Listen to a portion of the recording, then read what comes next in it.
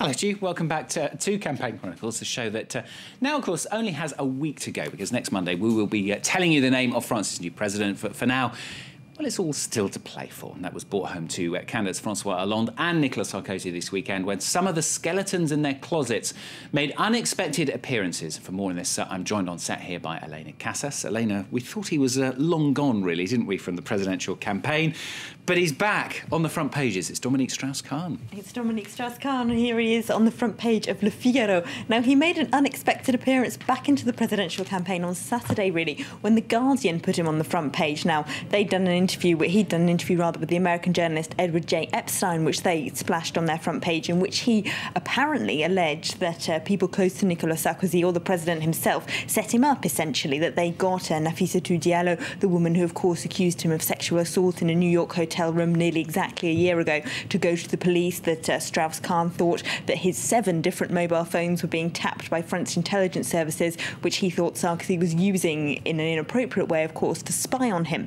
Now, this might look bad for Nicolas Sarkozy if he's accused of using the intelligence services to follow around his possible presidential opponents. But of course, that's not really how it works with the French public. Strauss-Kahn remains quite a popular figure here, and this is essentially really bad news for François Hollande, because the last thing he wants is to be reminded that Dominique Strauss-Kahn was more economically experienced, more powerful, more charismatic, more popular, etc. than he is. The last thing he wants is for the electorate to be reminded that he's a substitute candidate who, if you like, is in the race because the front runner was forced to pull out. So this is uncomfortable for him. That's why right-wing paper Le Figaro runs it as a front page, when you might think that it's more favourable to the left. It's quite the opposite, really. But their new information that's in that paper is not really all that new. They've got hold of the tapes of the hearing that Strauss-Kahn had when he spoke to investigators in the Carlton affair in Lille. Of course, that's the one where he's possibly might be charged with aggravated pimping because he apparently was part of a prostitution ring there. He repeats in those tapes the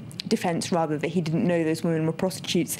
So the information isn't really particularly new, but he also made himself a surprise guest to a party here in Paris this weekend, which has got itself onto the front page of Le Parisien. It was a socialist MP who had a party here in Paris, invited all the great and the good of the party, most of whom were then forced to leave in a hurry when they found out that Dominique Strauss-Kahn would also be turning up. Such is the socialist fear now of being photographed with him or caught with him. This 2007 socialist candidate, Ségolène Royal, left 5 minutes after arriving when she found out that he was also invited, saying that as a feminist and because of the dignity of women, which she respects, she would never be photographed talking to him. But it just shows how embarrassing he's got for the party. If you have a look at Le Parisien's cartoon there, you've got him bursting out of a cake, singing "Happy Birthday, Mr. President." It's quite clear here who they think might benefit from Deus cacoing back onto the political scene, and that's actually Sarkozy. Fantastic stuff. Well, no bias, of course, as ever here on Campaign Chronicles. It's not just the socialists who've had their skeletons emerge from the closet, maybe out of a cake, who knows, this weekend, though. Website Mediapart published some potentially embarrassing documents for Nicolas Sarkozy. Yes, this is the one which says apparently that Gaddafi agreed to fund his 2007 election campaign to the tune of 50 million euros, which is an enormous amount of money when you realise that the cap for funding a French presidential campaign, the most he's supposed to be allowed to spend, is 20 million. Now, the president absolutely denies this. Let's take a listen to him on TV facing that allegation. It was a false document. Mediapart is a seedy operation. Their boss is fooled every time. The document is false. Do you really believe that Mr. Gaddafi transferred me some money? We will not lose a single minute in filing a complaint against Mediapart. Now, today's Libération has interviewed one of the men who supposedly was at the meeting where that document supposedly was signed in Tripoli in December 2006 as an envoy of Nicolas Sarkozy. That's the Franco-Lebanese businessman Ziad Taqaddine, whose name keeps cropping up in corruption scandals related to the current president. Now, he says to them that he was not at any such meeting, but that it could well have taken place, that he thinks the document is credible, that he admits having met Saif al-Islam, of course Gaddafi's son, in 2004 to try and help mend relations between France and Libya, which he says at the time was nothing exceptional. Lots of European leaders like Tony Blair were at the time building up their relationships with Gaddafi, who, if you remember, was making himself acceptable on the international scene in 2004-2005. So he says there's nothing wrong with his having met him at the time.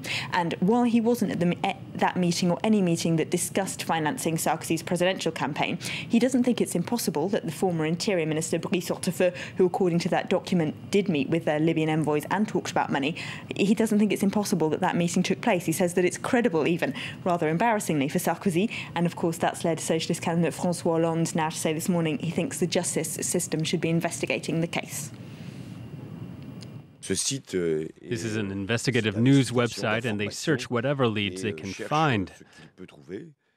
We can like it or not, but they are journalists that have demonstrated their competence numerous times. I think it should be a matter for the courts. If Mediapart is wrong, then they should be punished. And if they're not wrong, then someone will have some explaining to do. There you go, that's François Hollande, and that's almost it for the last Monday Campaign Chronicles. But more, of course, tomorrow this time with Elena here on France 24. Here's the headlines then. The last chance to impress.